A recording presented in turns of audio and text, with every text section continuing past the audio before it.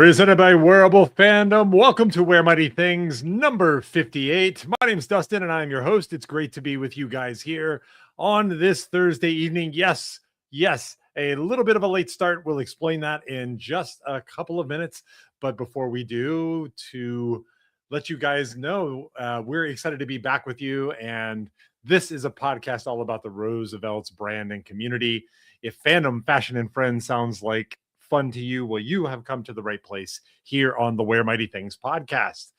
To receive all of our content updates, please subscribe, add a little like to your post here, right here within YouTube. And of course, you can ring the bell to get all of our content notifications as they release. Okay, so what's going on? Normally the show starts here at 5 p.m. on the Best Coast, West Coast, as we like to call it, or as one of our listeners chided me on my post earlier today, Bay Area time. But today we wanted to make special room for a very, very special guest co-host. And so I am thrilled to welcome the one, the only, the captain coach co-host, Ron DePody. What's up, Ron? Welcome to Wear Mighty Things. Hey, Dustin, how's it going, man? So glad to be here. Glad to be jumping on tonight. Yeah, it's good. It's good to be here with you. And of course, you know, John is normally here with me, but John needed a night off, and we checked. We went to the bench and we called in the captain, the coach, and the co-host. So it's good to be back with you. You're pretty much here all the time, anyways. You're a regular in the chat, and it's always great to have your support. And of course, here with us on the episode tonight. So now, even when we're driving the kids around to events or whatever, I try to at least pull it up and be active. You know, I'm real proud to be at all a part of the family and the show here, and so always happy to support and definitely happy to step in. It's always fun. Yep. Well, maybe maybe if this goes really well, Ron, maybe it becomes a permanent thing, right? You know? I mean, maybe John just gets retired. And, yeah, I mean, you know, he's a busy guy. He's a star. He's got an IMDb page. You know, exactly. He's got to start building up more of those credits. That's right. I mean, I don't want John to peak being the Blur. You know. I actually told him that he should do that as a cosplay or a Halloween costume, to just go as like the blurry guy. That would be hilarious. Yeah. Well, wow. And it's of course a great evening for you to actually be joining, because holy smokes, lots of stuff going on. We've got hockey to talk about. You and I are both big hockey fans. The Super Bowl's here in San Francisco this week. I'm going to tell you a little bit about what I've seen so far. We got the Muppets are back on Disney Plus. And what else did we have? Oh my gosh, the Teenage Mutant Ninja Turtle dropped today, which was awesome, from the Roosevelts. So we'll talk about all of that stuff. And but before we do, Ron, what are you wearing, my friend?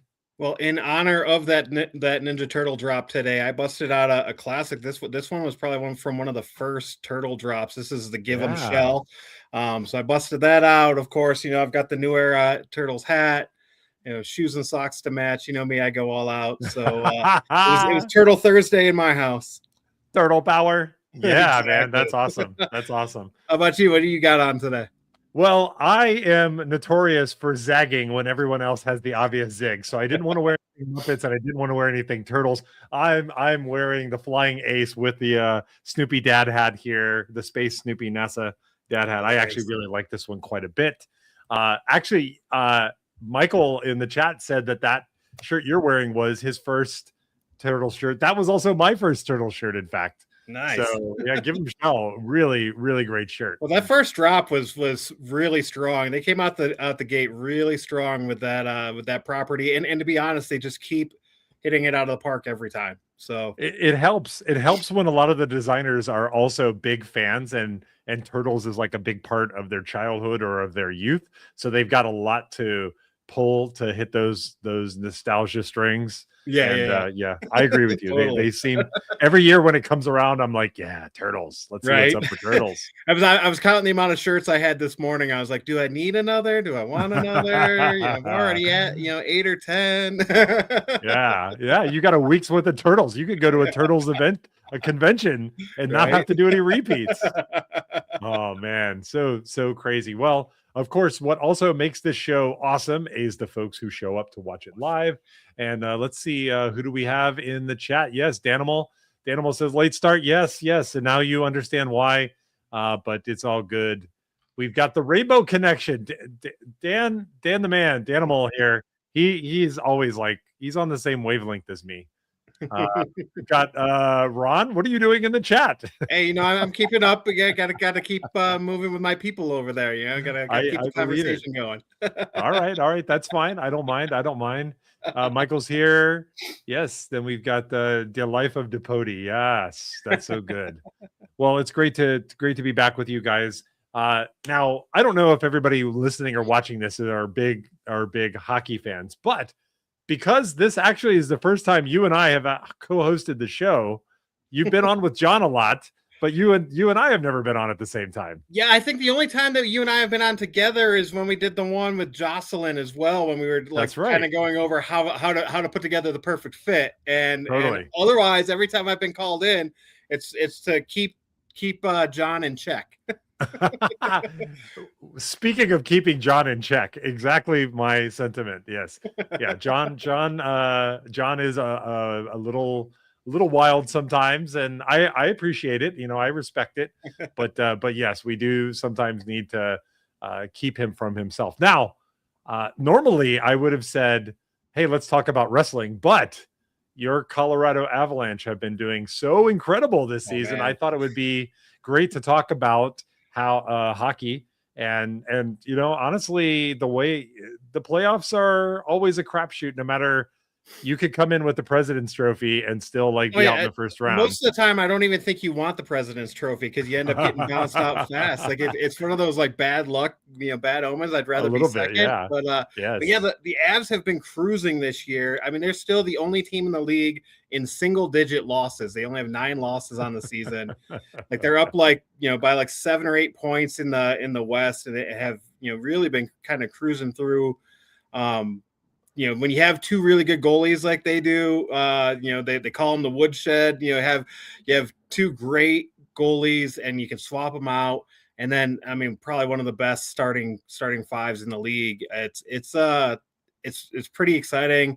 It's people are clamoring here in Denver, especially after the Broncos got bounced from the AFC Championship game. It's right into what the Avs and Nuggets are doing, and both of them are tops in the league right now. So it's a real cool time here in Denver. Yeah. It sounds like it. Now, I've got a little bit of beef.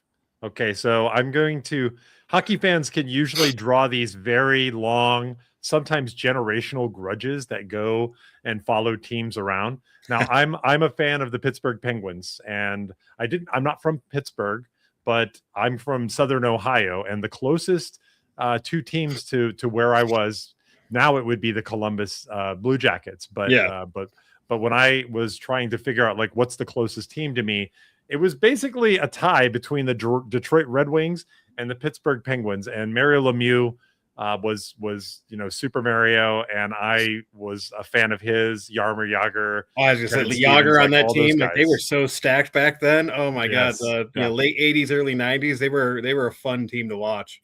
I'm such a huge fan of the Penguins. I didn't post this, but I made a video that I didn't post. I went to this time last year,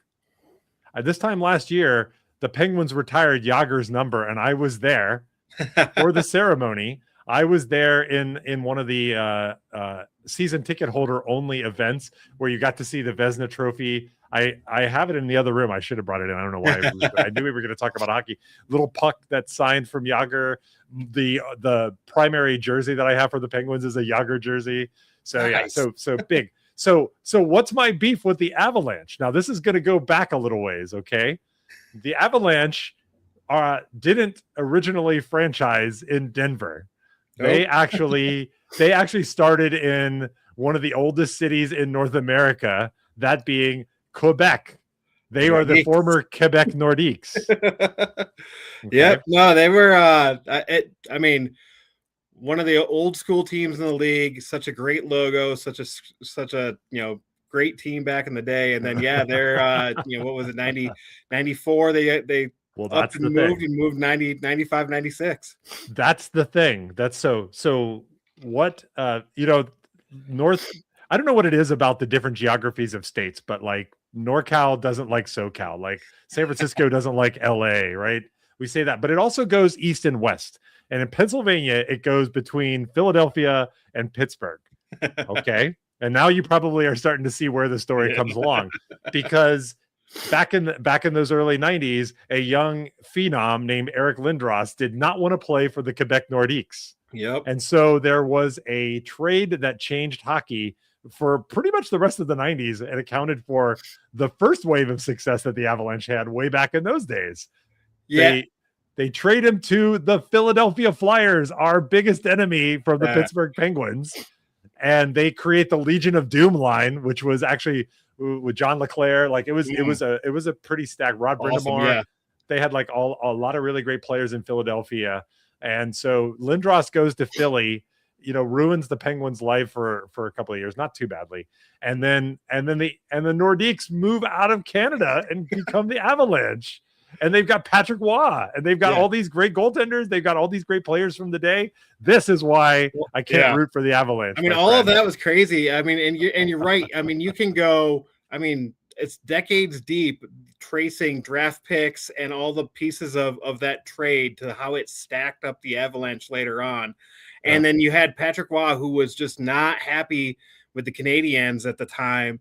Yes. And kind of forced his hand to get traded to Denver, and all of a sudden you had, Patrick Waugh, Joe Sakic, Peter Forsberg, Claude Lemieux. I mean, that lineup in Denver for the first, 6-8 years was just incredible. And of course that was at a time where there was no salary cap in hockey. Yes. So the Avs were able to just stack, and it was like rinse and repeat. When somebody would retire or they'd finally not be able to afford somebody, somehow you get like, Peter Stastny, Paul Stastny's kid in, and you just one after another. It was a amazing time. The crazy thing is that they only won 2 cups in that period of time. When, I mean, really on paper, you would have thought that they would come out with 3 or 4. And it just always goes to show, like you were mentioning before, about in the playoffs, you just never know in hockey. And that's why, to me, the hockey playoffs are the best playoffs, the best sporting event to watch, because it's just anything can happen, and it always does. Yeah. Well, I'm happy for you that the Avs are doing well, but I will secretly be rooting for them not to do well when the playoffs come. But at least your Penguins are looking a lot better this year. So hey, they are. They're I don't a lot of potential there and looking really good. So yeah, you get in. I mean, I remember the first Stanley Cup that the Penguins won in 1990. They were in the finals against the Minnesota North Stars. Yep. And the Minnesota North Stars were the 16th seed. They were the last place team to come in, and they ended up making it to the Stanley Cup final. So yeah, I agree with you. The playoffs for the Stanley Cup are awesome. It's like the second season. It does go a little bit long, but I don't mind. No, not at all. They're one of the ones that I thought have always done it right with the playoffs and all the series being best of 7s and just the way that they do the overtimes. And yes, it's so exciting. You're right. It goes a little long. They give them, a few extra days here or there. I've always thought the smart thing would be for the NBA to, because, and I think it's part of why they go long is they're always kind of juggling what the NBA schedule is too, because they're in the playoffs typically at the same time. And I always thought the smart move for the NBA would be not to start their season until Christmas Day. It's the biggest day of the year for them typically anyways. You start that, and then their playoffs get offset by a month or 2 compared to the NHL, so they're not head to head. I love it. And a lot of NBA teams share their facilities with the NHL team. So the Avs and Nugs do right here at Ball Arena. Exactly. Yeah. Well, we could go on for about hockey forever, but let's talk a little bit more. National holiday in the U.S. is coming up this Sunday, the Super Bowl, and it's for the second time in recent memory. Actually, let me rephrase that. I've lived in San Francisco for about 11 years now. For the second time in the time that I've lived in San Francisco, the Super Bowl is here in San Francisco, which is pretty great. I don't know exactly how they decide it, but It's one of those things. They always want it in a warm, nice place. They want the perfect weather. They tried that one year in Jersey, and at the Giants Stadium, and it was freezing cold and terrible. And I've always been a believer that it should rotate around all the stadiums, because if you're the Bills or the Packers and you play in the snow, why can't a Super Bowl be in the snow? Exactly. If the AFC or NFC championship game could be in the snow, why can't a Super Bowl? But they want the perfect experience because it goes beyond just the game itself. It's such an international event, and the eyes of the world are always on it, and they just want it to be perfect. And that's why it's Florida, it's Texas, it's California, or a domed arena somewhere else. And that's one of the things. The Broncos, with their new ownership, are looking to build a new Mile High Stadium in the next year or so. And one of the things that they're talking about doing is putting a retractable dome on it, because they want to be able to host a Super Bowl at some point. Wow. Well, let's hope that happens. Now, I live right in the middle of the action, downtown San Francisco. So one of the things that's just a few blocks over from where I live is the Super Bowl fan experience. So what they've done is they've literally blocked off 2 blocks, and they have it super locked down under a lot of security. But if you pay, it's like $40. You can go in. I think they have the Lombardi trophies there. They have a bunch of little games and things. They of course have a store with lots of exclusives. I don't think there's any Roosevelt's exclusives in there, but I thought about it. I'm like, man, there might be some cool 49ers stuff in there too. That the thing that I guess is the weirdest part about all of this is, yes, the franchise is called the San Francisco 49ers. Yes, they used to play at a park that was at the southern part of the city, but now they play almost 25 miles away, 30 miles away. 30 is too much. 25 miles away. They are the Santa Clara 49ers. And yes, that was a better place to build a stadium, but it's just, what is it with these franchises that are so far away from the actual place that they claim to be from, and yet they still reference. I've always thought it was crazy that it's the New York Giants and the New York Jets, and they play in Jersey. The only East Rutherford, New Jersey. Is Buffalo. The Bills are the only team in New York in the NFL. Yes, exactly. Even Disney in Orlando. Disney in Orlando is not there. Exactly. They just want to be able to draw the money. It's like when the Angels, they were the Anaheim Angels, and it's let's be the Los Angeles Angels of Anaheim. Yes. And they just want to be able to draw the money from those bigger markets, because people here, even if they're not big fans, you're like, oh, it's in LA, it's a New York. They'll buy the caps, they'll buy the gear just because of those big money market areas. And to me, it's silly, but to the leagues, it's all about making that dollar. It's all about the Benjamins, baby. Exactly. The animal says we should call them the Bay Area Niners. I'm fine with it, and I mean, they played pretty well, all things considered, this season with all the injuries they had. But I don't want to insult anybody, but give it to me straight, Ron. Is this Super Bowl a snooze fest in terms of actual fans who are watching for a specific outcome? I mean, everything that I've heard, it's two very distinct fan bases that don't go far outside of their areas, right? And I mean, let's be honest, the Patriots, with what they did for a decade plus, the masses are tired of them. And even though they had a couple down years, it wasn't enough down years for us to feel good about that yet. We'd like them to wallow in a little bit more misery, I think, most of the league. Yes, I love it. So I think, a lot of people will tune in because it's the event that it is, and not because they care about either of the teams. Personally, I lean a bit towards Seattle. If I had to pick one team or the other, I think their defense is amazing. I think, what they've done there in a short period of time, the fact that Sam Darnold looks like he knows how to play football all of a sudden. Imagine that. All right. I lean that way a bit. But I will say, living in Denver and not being a Broncos fan, it won't hurt my feelings if the Patriots win, because there will be a lot of Broncos fans that are not happy and are ready to kill people. So, I wouldn't mind seeing some of my good friends who are Bronco fans have to wallow in that misery a little bit. Yeah, that's funny. Well, I the official vote from the podcast is the Seahawks, and that is not based on a preference geographically, but a compliment for who's got the better jerseys, better uniforms. Oh yeah. I think the Seahawks are hands down way better than the Pats, and I don't mind. The Pats are kind of like the low key Yankees of the NFL. So it's okay if they lose, and being embarrassed on the biggest stage will be the best. So yeah. Well, okay. Well, you heard it here first. I'm trying to decide. You think I should go check out this fan experience? I'm honestly not that big of a football fan. My sports are to be honest, I mean, and I'm somebody like I've always been a big sports fan, and I worked in sports television for a number of years. Those things to me were always my favorite things compared to the games themselves. The All-Star game has been here. The baseball All-Star game has been here twice in Denver, and they've had like the NLB fan experience, the play park, whatever they call it. That's a lot of fun. The NBA All-Star game was here in 2004, and did some things around that. And to me, those fan experiences, far trump the event themselves, especially when it came to the All-Star games, because like nobody takes those seriously anymore. Right, like when we were kids, like it was do or die, and guys like Pete Rose are going in spikes up even during the All-Star game and whatnot, and it's not like that anymore. Nobody really gives their all, and it's just it's not nearly as fun in my opinion.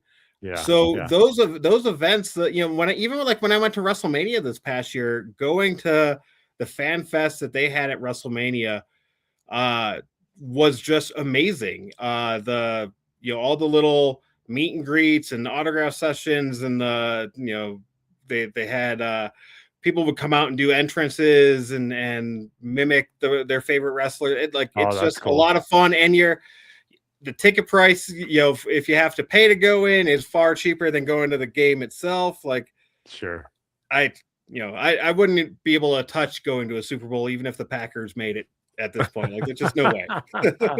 Well, I'll give it some thought. I've got like 3 more days. I can go tomorrow, I guess Saturday. Then they'll tear it down and give us our streets back, because they've blocked traffic, for the whole week. So, Michael, before we transition off of this topic, Michael says, "Come on, guys, we have first graders here in Mass that never saw the Patriots win." That's funny. That's funny, Michael. That's good. I appreciate that. Okay, all right. So now let's switch over and talk a little bit about the Muppets. The Muppets returned on Disney Plus, and it's kind of been interesting. I think. I can fairly call you, and maybe even now, I heard before we came on the air, the family, big Muppets fans. Oh, yeah. And when Disney bought up the rights to the Muppets, I wasn't really sure what to think. There was that sitcom attempt that they did a few years back. Yeah, that was kind of like The Office. Yeah. It was like The Office, but it was the Muppets. Yeah. Yep. And that fell a little flat. I liked it, but it didn't really find an audience. And then there was the Jason Segel movie that I really liked, the musical where they introduced, the new Muppet, and they had all the songs. Yeah, Walter. And they had to get Walter. That's right. I was like, am I a man or am I a Muppet of a man? I remember that song. Yep. That was good. That song is great. and just this week, Disney Plus drops the Muppet Show, and it's a throwback to the original Muppet Show. Same intro, same music. Now, some of the Muppets have different voices. Obviously, Kermit was originally voiced by Jim Henson, and that's not a possibility, and hasn't been for quite some time. But the opening was the same. We got Statler and Waldorf up in the booth. Everybody did their part, and man, it was really cool. What'd you think? I mean, did you guys? We really enjoyed it. We were super excited. Like you said, there've been so many failed attempts to kind of reboot the Muppets over the years. There was even like 2 or 3 years ago, there was that Muppet Mayhem show that was all just about the Electric Mayhem, like trying to get them back as a band kind of thing. And in the late 90s, early 2000s, there was the Muppets Tonight show, which was like right. kind of like a Jimmy Kimmel kind of Tonight Show kind of thing where they, you wanted the feel of the Muppet Show, but like in a modern, like late night kind of thing. And like none of those things ever really hit or took off. And watching it last night was really the first time where it was like they're doing it right. And let's be honest, nostalgia is a priceless drug right now. Like you can sell anybody with the nostalgia thing, and it seriously hit all those keys. Even having some young talent like Sabrina Carpenter, who many our age aren't listening to or whatever, like it just hit all the right spots and right paces. So we loved it. My family was super ready for it. The kids and my wife planned a Muppet meal. So like we had quesadillas using like the green quesadilla shells. I love it. And then cut in the shape of Kermit. My son Xander made Twinkies that had like cotton candy hair and looked like Beaker. We made pigs in a blanket and called them pigs in space blankets. And then my son Joel made Swedish meatballs in honor of the Swedish chef. So we had that as dinner going in, and then sat down as a family. The kids got out all the Muppet toys. I mean, we've got lots of Muppet puppets in our house, and the kids all have whatnots. And so we all sat down and watched it as a family. And to be honest, it was the first thing in a long time that I felt like as a family, we all sat there and enjoyed it together, and the phones were down and watched all 32 minutes of it and just enjoyed the hell out of it. Wow. I got to say I think it would be fun to come over and hang out at the Depoti house.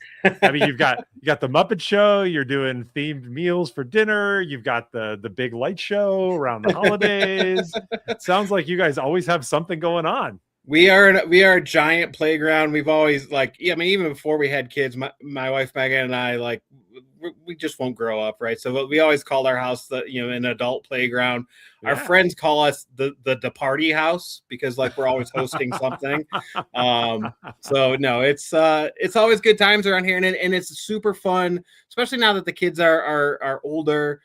Joel will be 16 this year. He's got his permit right now, and to have the kids all at a point where like they started to like watching the things that we watch and are into those, and we watch Stranger Things together now, or even like older shows. Like Joel is super into the X-Files, and to have these things that like as a family, like we can agree on and watch together. It doesn't happen a whole lot these days. Like we're so on our phones and clicking around and quick watches and whatnot, and especially kids. So having something where the family comes together, like it was priceless. So we had a blast, and I hope that the numbers show and that they bring it back full time as a show with a full run of episodes, because it was a bit of perfection in our minds. I loved it. There were two things that I would call attention to that I think are the first times I've actually seen. One, it's the first time that they had a long shot where Kermit's legs were actually visible on stage. That's the first time I ever remember seeing that. And I was like, oh my gosh. And then two was they had one from behind him when he was getting ready to sing the last number, kind of looking out into the audience. And I was like, whoa, these are like a couple of fun shots. They didn't detract from anything. It was just fun to see. And I loved on that shot from behind the stage out that, it used to be just Muppets in the crowd, and this was like a mix of Muppets and people. And I haven't gone back, but I would bet that if you stopped it, that there were several celebrities kind of strewn about in there, kind of. I was looking, I'm a nerd like that. I was definitely looking. Didn't see anybody, but but yeah, no, you like to do some things like that. There were some modern aspects to it, but just the pace of the show, the behind, like when they're backstage, like it all just felt like it used to. And it made it a lot of fun. You're right. The voices take a minute to get used to. This is like the third different Kermit voice since Jim died. I know his brother Brian did it for a while. Yes. There's been, at least one or two people since then, but I actually thought this was one of the better Kermit voices since then. Yeah. And it takes a minute, but then once I think this is the part of how good the show was. Once you were entrenched in the show, it just kind of disappeared, and that was just Kermit, and it worked. So they just leaned into the formula that was tried and true, and it landed. And I was like, this, I think this one's gonna work. All right, Ron, we're gonna actually play a fun game. All right, and we're gonna actually invite the chat to also play along with us. Okay, so I will tell you guys, I did tell Ron that we were gonna do this, but I didn't tell him any of the details. Okay. So one of the fun games I like to play or have seen played is to recast a movie using only Muppets. Love okay. it. And so you knew that we were going to play this game, but you did not know what the movies are going to be. So I think we'll try to kind of keep it moving pretty quickly. If you don't remember a particular character, it's fine. You don't have to have the IMDb rundown, just the ones that you remember, the most important ones. I think you'll be able to do a good job here. And chat, while we're going through, I want you guys also to add your comments in to tell us who you would do a recasting of for these different shows. So let's go in here first. Are you ready? Are you ready, Ron? Let's do it. I'm excited. All right. Number 1, Star Wars. Oh, nice. Well, I mean, this is perfect because I mean, they actually have done some parodies of it, like on the old Muppet Show and whatnot. I mean, I think it's easy to put Kermit as Luke, but I actually think like Luke is like that one that you leave human, and then you make everybody else around him a Muppet. Okay, liking it. But I know on the original Muppet Show they put Gonzo as Vader, and I would love to stick with that. Piggy obviously is going to have to be Leia, and Han. I'd like to say Fozzie. I think Fozzie would make a good Han. So I dig. Oh yeah. Any others you want to cast? I'm trying like Obi-Wan. Man, that would be a tough one. Statler. Clearly, the droids are Beaker and Dr. Benson Honeydew. Yes. And then Obi-Wan, somebody old and wise. It could be Statler or Waldorf, one of them. Right? Maybe you do a Statler or Waldorf, or maybe you do like a Deadly.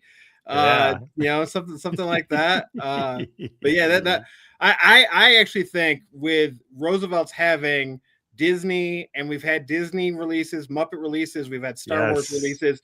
We need a Star Wars Muppets mashup release with those characters from that episode of the Muppet Show.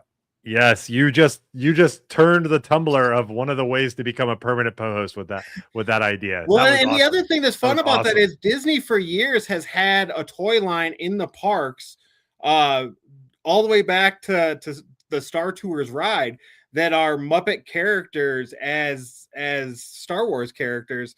So they've been selling that and been part of that for a while. So I think if you can get that licensing, however that would work with the Disney properties, I think that whole line would sell out instantly. Love it. I love it. So there's a couple comments here. Sam the Eagle as Mace Windu. I think that's pretty good. I think that's pretty good. Fun. I'm just trying to imagine like the scene where Windu gets blasted out the window. Window out the window. Let's see. We didn't cast Chewbacca, but Michael says Sweetums says Chewie would be a good one. Sweetums says Chewie is a good one. Good suggestion.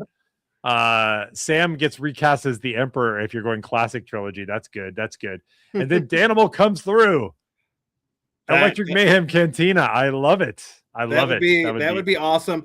The one thing, and this was a question that I was talking with my kids about last night, that's always kind of funny, is so you have all the members of the Electric Mayhem are part of the pit band in the Muppet Show, right? But Dr. Teeth is not there. It's Rolf playing the piano. Oh, that's right. Right. So that's right. So what's up with that? And if you're casting this for the Cantina, is it Rolf playing the piano or is it Dr.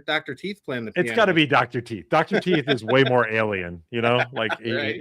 Rolf's awesome. Rolf's awesome. I loved the opening. He's like, "What did you think this was? Some kind of sappy musical interlude?" Yeah. All right. Let's get on to the next movie. What do we got next? I don't remember the order. Pulp Fiction. Oh man. Yes. Yes. I for Sam Jackson and Travolta's parts, I'm actually going with Pepe and Rizzo. Say what again?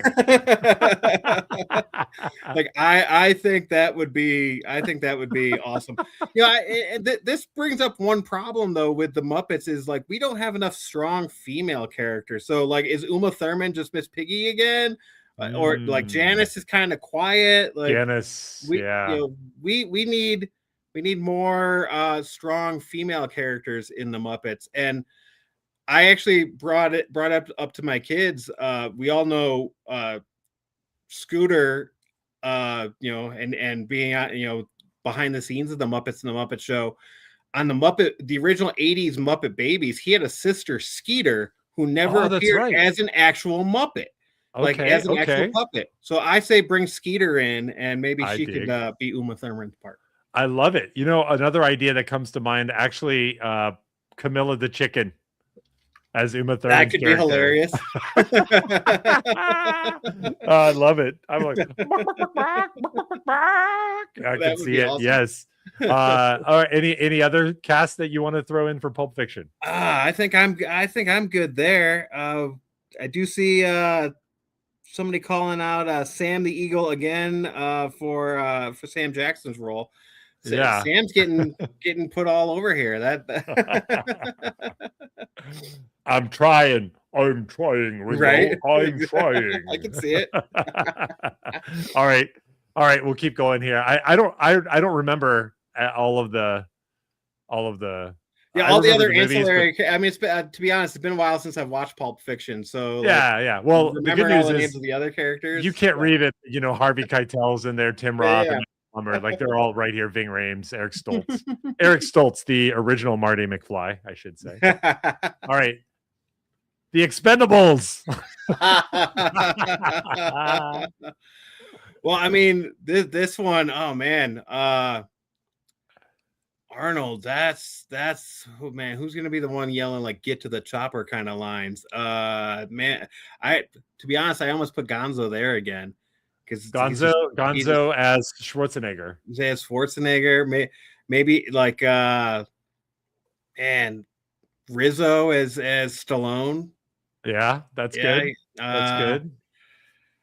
Man, John Statham, who would? Man, I mean, do you know the big blue guy has a name? His name is Thog. Yeah. Thog. Thog could also, jump in here for. Maybe. I mean, especially because of the age thing. Do you do a Statler and Waldorf mixed in there? As I love that. I love retconning it as that they were originally soldiers of fortune, right? I mean, we don't have a whole lot of background to these guys ever. They just sit up there and complain. Like, I love it. Great if you found out that they had this like. Back in Nam kind of thing. Yeah. I like Rizzo for Mel Gibson here. Oh, yeah, you could do that. Yeah. Geez. Yeah. Man, any others you want to try? Well, and again, like, Janice as the one female role, like, that's true. Let's simplify our lives just a little bit here because Daniel's got a great point about Sesame Street Muppets count. Can we pull Oscar? Can we pull Big Bird? I think we should say yes. Those guys, need side work as well. Well, and originally they were really all mixed together, and Kermit was part of both the Muppets and Sesame Street.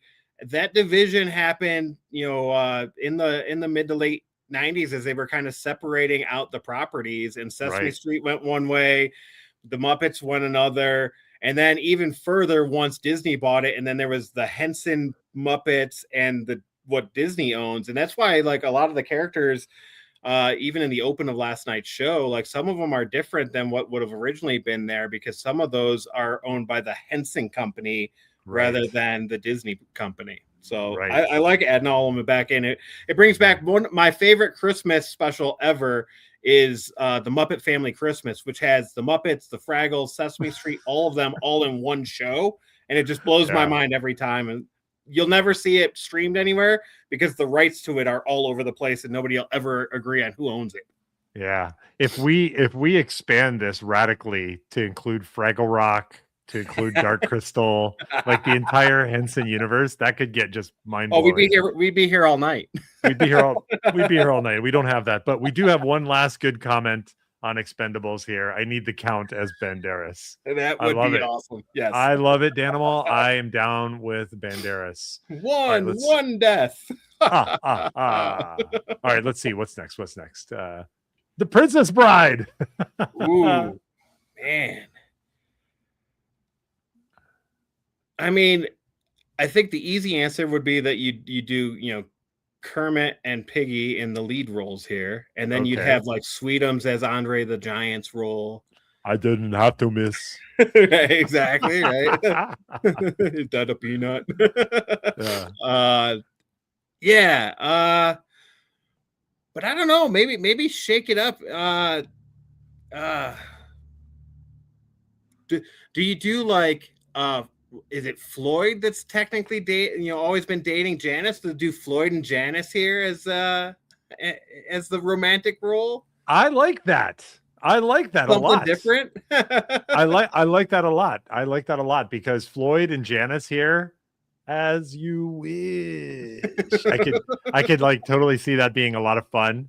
Yeah. Yeah, I like that. You could still keep Sweetums, or who did you say for Andre?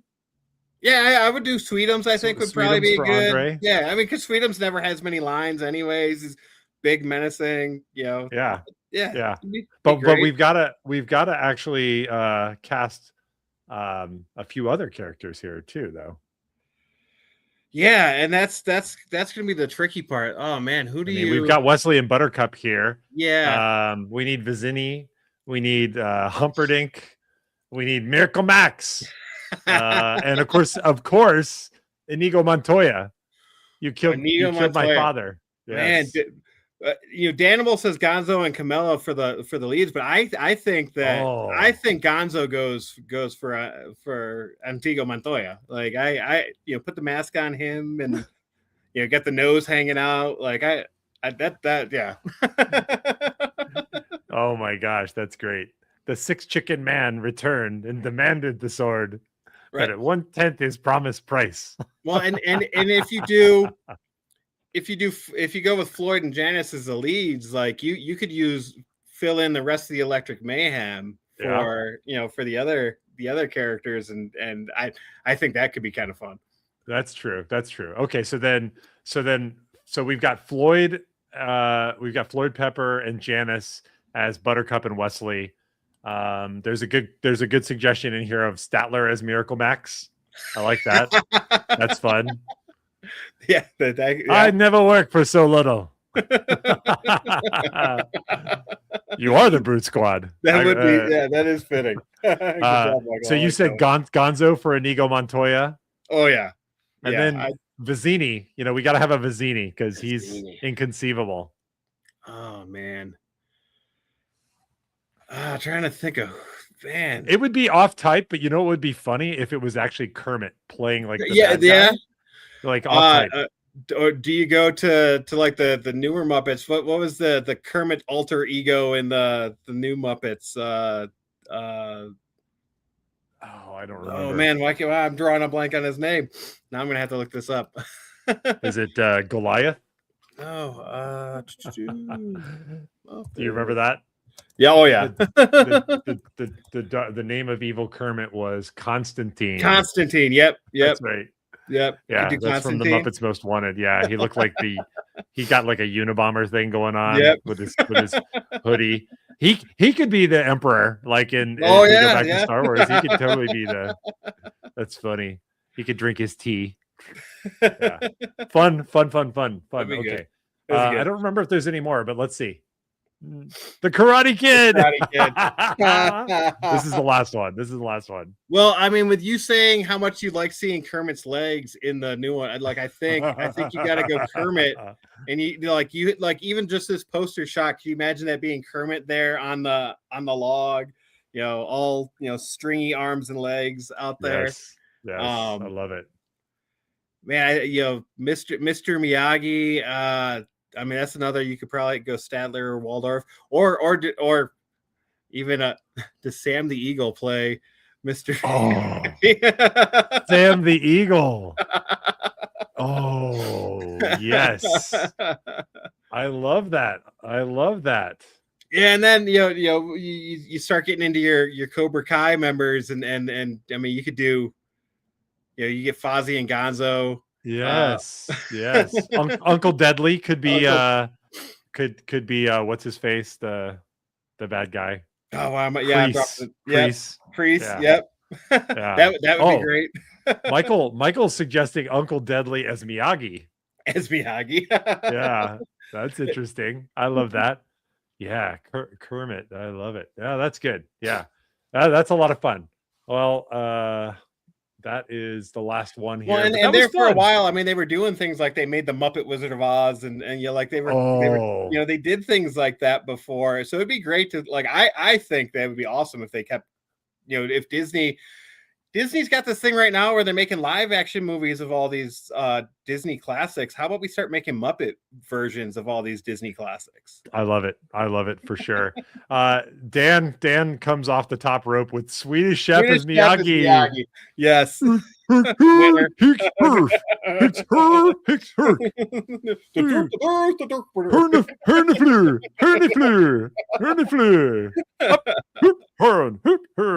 I don't have that good of a Swedish Chef, but I would love to just be making it up as, that's all that. Yeah. I like that. I like that.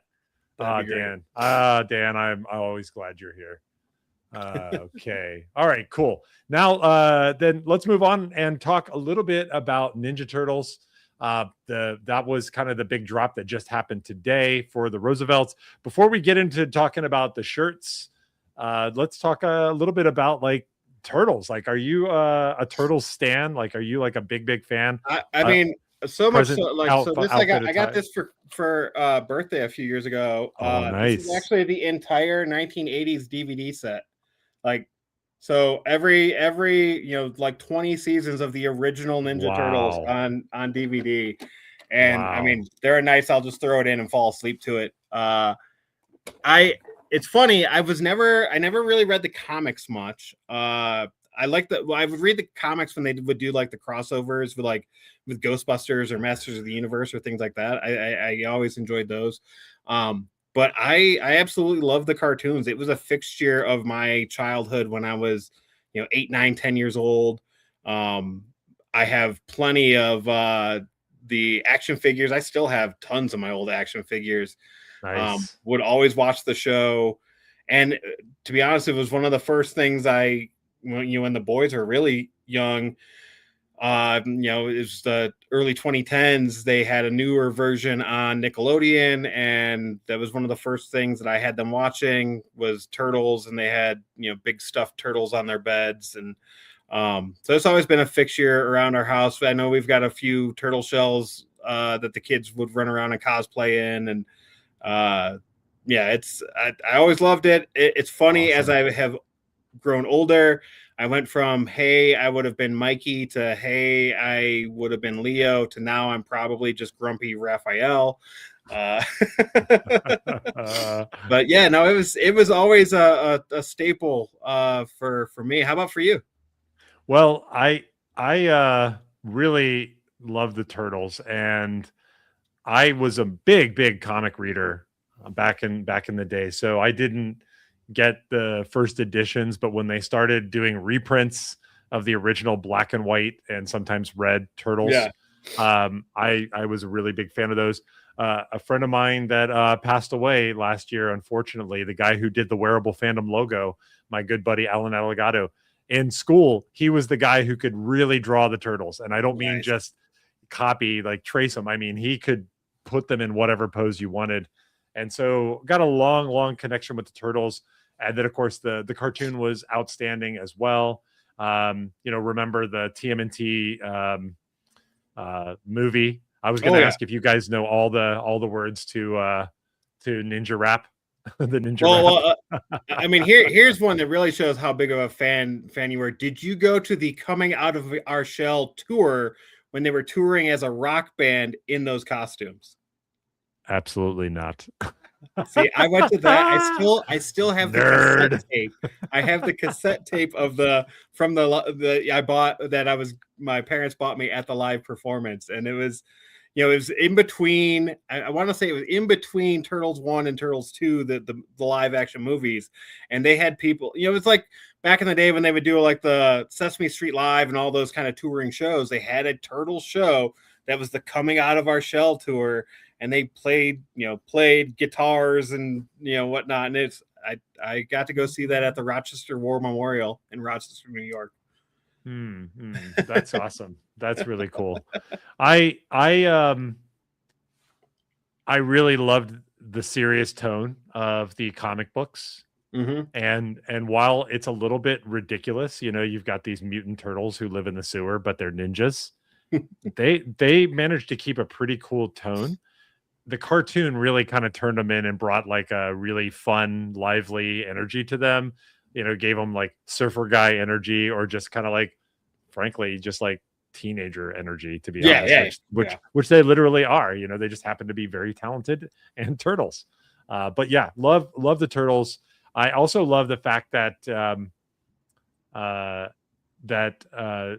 Kevin Eastman and Peter Laird they maintained an ownership stake in the Turtles the whole time. So while it was doing great, I mean, they were making money. And then, I think not that long ago, what was it? Let's see. I'm reading the summary here. Eastman sold his share of the Turtles to Laird in 2000. 9 years later, Laird sold it to Viacom. And so I guess now Paramount is the one that owns it. So for a long time, they did really well, but they made a lot of money off of the Turtles, and they owned it for a long time. Those sales are why, like, now it's been branded as like Nickelodeon's Teenage Mutant Ninja Turtles or whatever. Right. It resides, even with the Roosevelt's drops, there's not a turtle section. It goes under the Nickelodeon stuff. Right. So I'll say this though. Shredder is one of my favorite villain bad guy characters of all time. Like, I just always loved the look of him. I love the black and silver and purple colors. I just always really, and I always kind of lean more towards the bad guys anyways on things, but Shredder to me was just always one of the just like looked awesome. And then one of my favorite details is when he in the movies, when he becomes Super Shredder, little wrestling tie-in, Kevin Nash from the NWO, from WCW and the WWE, played the Super Shredder in the Ninja Turtle movie. And that was, I mean, that's awesome to think like that was his like first like movie role. Totally. Now, I actually also really like Bebop and Rocksteady, and just like the broader characters. My favorite Turtles favorite Turtles experience was the actual coin op game. Do you remember that? Like the 2000s, it was like we used to call them $20 games because you had to put $20 in quarters to beat them. There was a Simpsons version. There was like a Marvel Avengers version. It was the 4-player, and like everybody had their own. And you would bring a roll of quarters, and you wouldn't leave until you beat the game. Right. And people would rotate in and out. Like, I was always like, I was there no matter. I wasn't going to leave until the game was over. Yeah. But like, you'd look around and the bodies around you would just be changing, and people would just throw their quarters in to take over whoever. And you're right. Like, it was X-Men, and the Simpsons one was a favorite, but the Ninja Turtles Squadron game. Does that ring a bell? UN Squadron. Yeah. There's Ninja Turtles was always my favorite of all of those. It was great. It was really good. And last year there was actually a modern side scroller beat 'em up that released on PlayStation, and I had Shredder's Revenge is what that was called. And if you haven't played it or you're curious, really fun game. It's a throwback to that original energy. And you can play it multiplayer with people. So you can get somebody local on the couch to jump in with you, or you can, just play it just you 4 players. I don't think is possible, but just brought back a lot of good vibes, destructible stuff. The Foot Clan was there, Bebop, Rocksteady, all the mutants were there. Just really a lot of great memories from the Oh yeah. Ninja Well, Turtles. and I'll bring this up. My son Joel must be watching, and he texted me instead of being in the chat, but he said TMNT's original theme song, top 5 cartoon theme song of all time. Wow. And I Let me agree with think him. about Like that. that is one that always just, Teenage Mutant Ninja, like, oh yeah. Like I always love that song. Like I gotta I would think agree about with it. Joel. I would put that up there as one of the best cartoon theme songs of all time. All right, Joel. I hear you, but you're dealing with the old crew here, right? You're dealing guys with lots of unk energy, and so that means that we've got a very deep slate of cartoon theme songs to call from. For example, Tom and Jerry. For example, Johnny Quest. For example, Ben 10. Ben 10. What else? Teen Titans. Do you remember the That's a Teen good one. Titans? Oh yeah. There's a Yeah. lot. There's a lot of good ones. There's a lot of good ones, Joe. Animaniacs. Animaniacs, of course. What am I thinking? Yeah, of course. Tiny Toons always Flintstones. had a good one. Yes, Tiny Toons. We're tiny. We're toony. They're Pinky and the Brain. I'd love to just throw these on, but we keep getting blocked every time we use something in a fair use kind of context. We keep getting blocked. Last week we showed the Steiner math clip because John had never seen it. Yeah. And we got blocked because we had Steiner math in our video. So I just told John, I'm like, we're not doing that crap anymore. We'll show images only. That's but yeah, it's super bummer. But yeah, lots of good nostalgia. I'd have to think about it. If you haven't, or you are not familiar with the theme song from the original Johnny Quest, you need to go back and listen to that. That was a good one. Yep. It's really, really good. Surprisingly, you're just like, this was in front of a cartoon? Yes, it was. Awesome. All right. Time to talk Roosevelt's here. Now, it's a little bit slow to start the year here. And so honestly, we're seeing a lot of we're seeing 2 drops a week, and then maybe something on the weekend. Like some stuff has been dropping over the weekend. But obviously we're right in Turtles time. As the guest here, Ron, I'd love to know which of these shirts caught your fancy. I mean, I'll be honest. I didn't buy any, at least not yet. But the one that I am still looking at and might go back for is the Fear the Foot. Like I'm a Shredder fan. I'm all into the bad guys, and I like the look of this shirt. And I know it's kind of a pattern that they use in various ways before, but I like this. I like that they sprinkled the turtles in throughout it. To me, it's even like a subtle look. Like, I mean, at a distance, it probably just looks like a black shirt until you're really right up on it. And then, the Shredder on the pocket. It's not exactly a match pocket for us, Dustin, but it's not perfect. It's pretty close. It's pretty good. It's pretty good. It's a lot better than a lot of other shirts. And Shredder in the middle, I'll take it. And that's the thing, is they had to make sure Shredder was in the middle. But I really like that shirt. I think the only thing that I might have also added to it is sprinkled in a little Bebop and Rocksteady or Crane. And I know that this is more patterned after the movie versions of them, of the Foot and Shredder. But maybe if you had something else to kind of give a little hits of color in there a little bit more. But I that was my winner to me out of the Kunus. Yeah, I liked it. I liked it a lot. There were some others that I thought were really a lot of fun. For me, it was Underground Icons. Mm-hmm. This is what we refer to as a Dustin Ash shirt. And I can enhance a lot. But things I love about this, the brick pattern in the background, really got me on that. Love that. Love, these are kind of like a little bit more of the movie character faces of the Turtles here. Yep. And then, when we get into all the other, characters that we've got Casey here. We've got some weapons kind of floating around in here. Good pocket, good blend, not matched, but, good.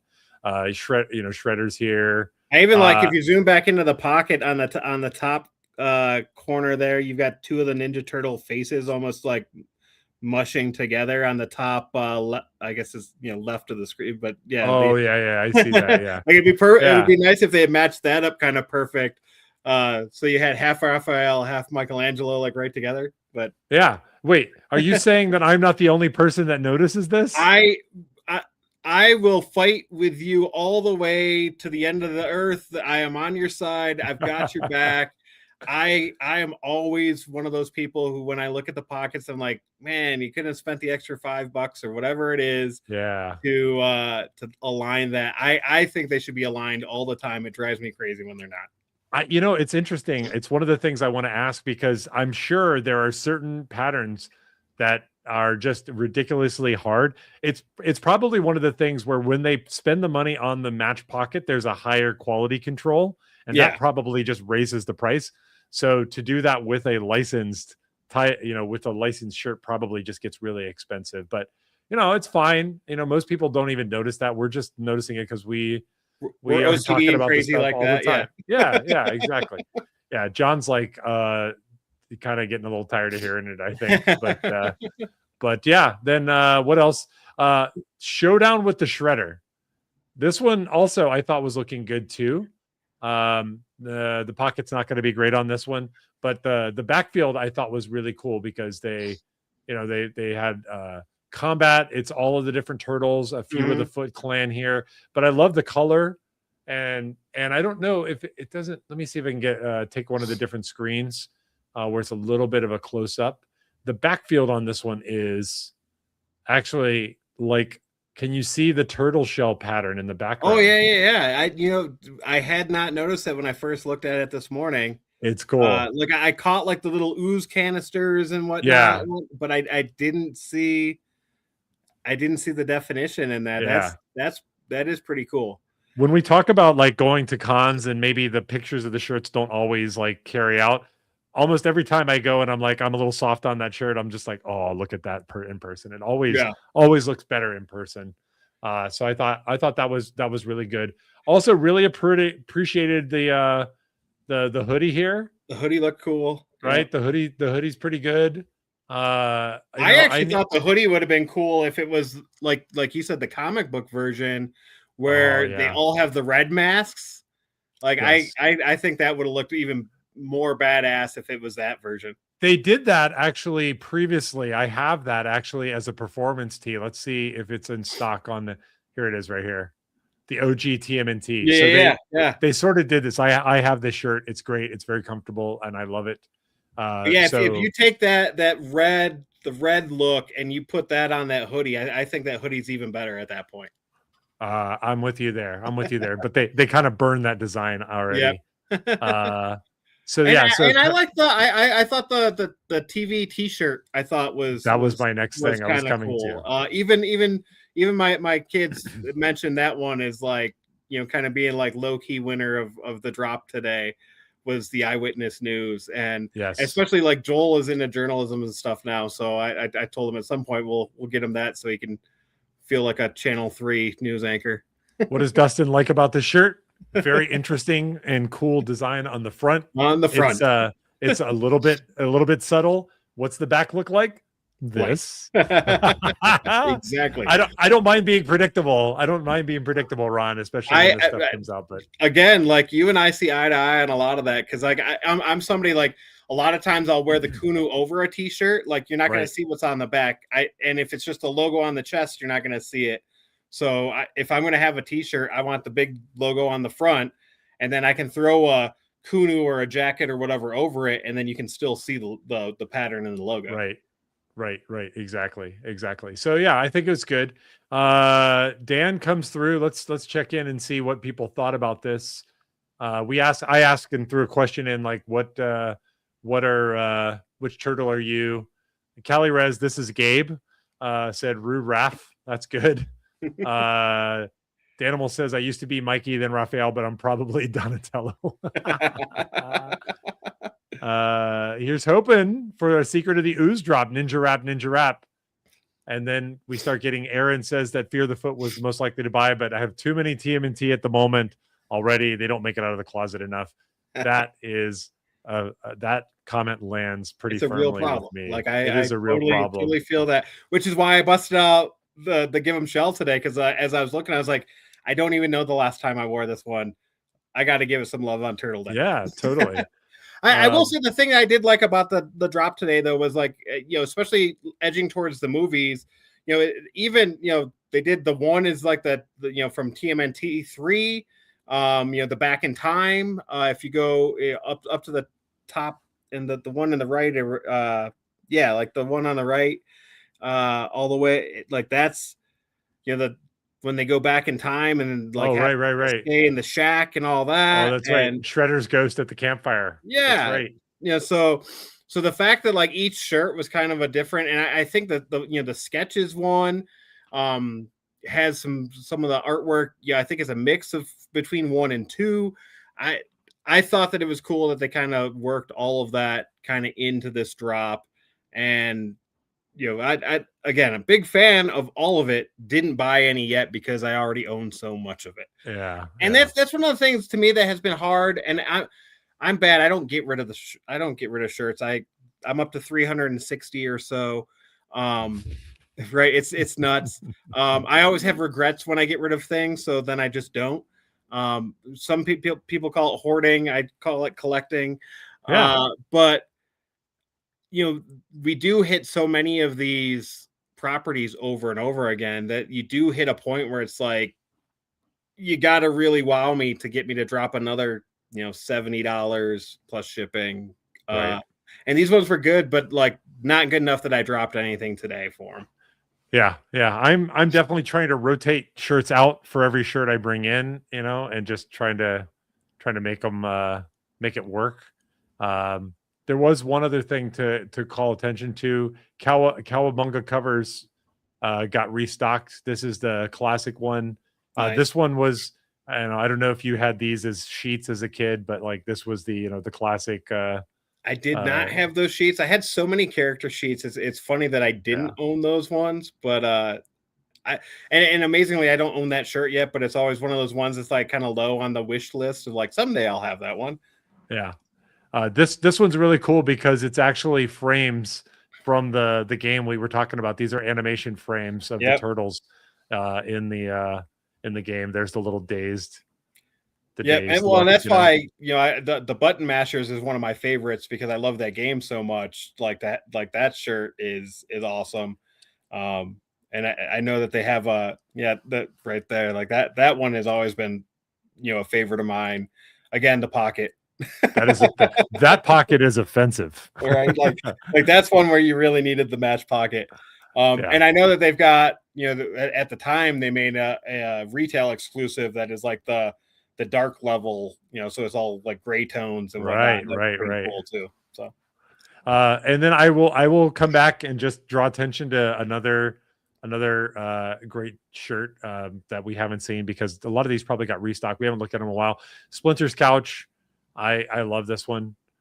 This one is kind of like a remix of Grandma's Couch, but it's all ooze canisters, Shredder's equipment, his gloves and his slashes, skateboards, ninja weapons, pizza. It's like everything that you love about the Ninja Turtles without the actual characters dominating. It's got a nice, cool pattern.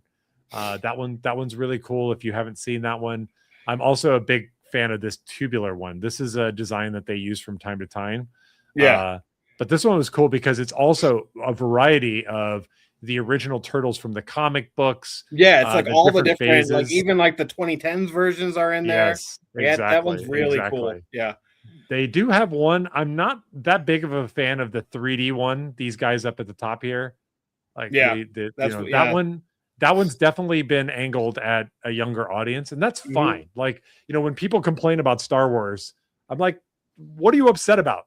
It's not for you. Like, it can be part of the universe and be definitely skewed a story towards younger audiences. So like, just chill out, enjoy. And it's funny too, because like people have complaints like that. It goes either way. Like there are complaints about that Muppet show last night because they thought some of the jokes were skewed a little too adult. And it's like, we were talking pre-show. Like, did you watch the original Muppet show? Like, the whole point of the Muppets ever was that they were for adults, not necessarily for children, and it's just kind of morphed into that. But Yeah. As you saw there, scrolling through that, the turtle line has always been to me one of their stronger lines. There's so many good shirts there, and you could go on for days. You could probably wear them every day for a month. There are so many good ones. I'm glad that they do so many things with it. It's just one of those things as a consumer, you hit that point of like, how many of these do I need? I know. I feel you. I definitely feel you. So great job, Roosevelt's, on the Turtles drop. I think we've said all there is to say about it. For now, at least. I will say one other thing, kind of coming back to just to close out that question or that comment you made about the Muppets. Did you hear? Did you see Triple H talking about be a fan? Yeah, yeah, exactly. Yeah, and I was like, I like the energy and the sentiment, but I will not be a fan as an excuse to cover up like crummy booking. Like, yeah. No, you're exactly right. Like, I get he wants people to lay off of being so critical, but really, since probably Elimination Chamber last year, that WWE product, the stories have gotten a little bit worse and worse and more muddled as it goes. And we saw it at the Royal Rumble, just a week or so ago, where it didn't hit. It didn't, like, and Rumble is one of my favorite, old pay-per-views, now PLEs, whatever they want to call them. I used to love the Rumble and the surprises and whatnot. And this year we just didn't get it. And he was being torn to shreds, and I know he's getting defensive about it, but like, the product is suffering right now. And there are so many other things that people can turn to faster. So you better turn the ship around. Yeah. One thing I will say is if you don't watch their NXT product, to me right now as a wrestling fan, their NXT product is better than anything they're doing on Raw or SmackDown. And that show is in Shawn Michaels' hands. So the writing that him and his group are doing down there has been awesome. The bad thing is then they call those guys up, and then, Paul screws up with them when they get to the big show, when they're on Raw. And you saw that in the Royal Rumble with Obafemi. Like, here's a guy who should pretty much be invincible, and they had him kind of thrown out in a nothing moment. It should have been him and Brock taking each other over the ropes together. I'm with you. Let me see. Where's the Performance Center in Orlando? I'm trying to figure out if it's actually where I used to. I don't know exactly. I would love to get down there. Yeah. It's on Force. So, yeah, I know where it is. It's basically it's very funny. Well, let's cover off. We forgot one more thing, which was actually that a really cool Lester's Possum Pal came out. Now we actually saw the Lester's Possum Pal at MegaCon last year. I have a photo. There's like a photo in the intro for the podcast of me wearing that hat, and they were Andrew Stonecipher, who's the creative director for the Roosevelts, was just showing it off, and they were like, "Oh, here." I think that was like the prototype that they had just gotten back. Yeah, they sold a very few of them, and then they actually had a drop here. But this one's actually pretty cool because this is the new improved one. Yep, this is the new and improved one. So this is the face of somebody who's like, my job is what? Right. And this is the original configuration that people lost their minds about because it wasn't movie accurate, and that's when they came up with this version. That's right. So this one will actually rotate around. It's like it'll just turn around 360. Yeah. And then they have a little cool, he's back with 360 head I rotation. love the fact that you just flip the head though, so the arms and tail are still still one way, but the head's flipping around. It's more like something out of The Exorcist. It might give some kids some nightmares. Well, having grown up in Florida, I don't know how many possum you have there, but roadkill and possum, armadillos and possum just show up on the road all the time. So having the head inverted like that is a pretty common position for possums who are trying to cross the road. So I think it's pretty cool. Anyways, awesome. Looks like it's also still in stock, but there was quite the here's another guy who's like, I'm wearing what? Yeah, exactly. Yeah. Good times. Please tell me the check cashed for this. Yeah, exactly. So because I know you'll appreciate it, I'll tell you. I used to teach at a school in Orlando. It's actually in Winter Park officially, and the school was called Full Sail University. That's what it's called, and it's a real focused on like helping people fast track their way into audio or film production, TV production. And for a while, the NXT brand was actually hosted. All of the matches and the nights were all actually on the campus of the school. And what they would do is they would let students basically run the cameras, the lights, do the setup. So they would get actual credit and time working on a real TV show. So it was kind of a win-win sort of situation. And you know about that? I don't know if they're going to have the students doing it, but it's funny you mentioned that because they just announced that I think at the end of the month, they're doing a production from Full Sail again and taking it back to their roots. And so that's good. So it's like all over like the NXT on the show and in their socials, their big return to Full Sail. So it would be cool. I didn't realize that they were letting the students do the production. Like not all of it. Like major, I would have loved. Yeah, no. It would have been cool, right? But they of course had pros that ran everything. Yeah. They had people calling the camera shots, right? But there might have been a student. Awesome. Yeah, a student might have had like 3 students running the cameras, and then they have a director who takes the shots and knows where they gives directions, the normal kind of thing. Yeah. But they were doing that while I was still teaching there, just like right at the end. And I thought it was so cool. Ron, thank you so much for jumping on. You and I actually need to do an episode where all we do is just talk about wrestling, because John's a UFC guy. And so he was a wrestling guy. He's literally met every famous wrestler in history. I'm always jealous. And when he pulled up that picture of him and Cena, I was just like, come on, dude. Like, how are you not more of a wrestling fan, especially out there, where he grew up? Like, I mean, totally. ECW, like everything. There's so many promotions in the tri-state area that it would be fun. Maybe around WrestleMania time here coming up, maybe we get on and do a special. That'd be fun. I can walk through all the different.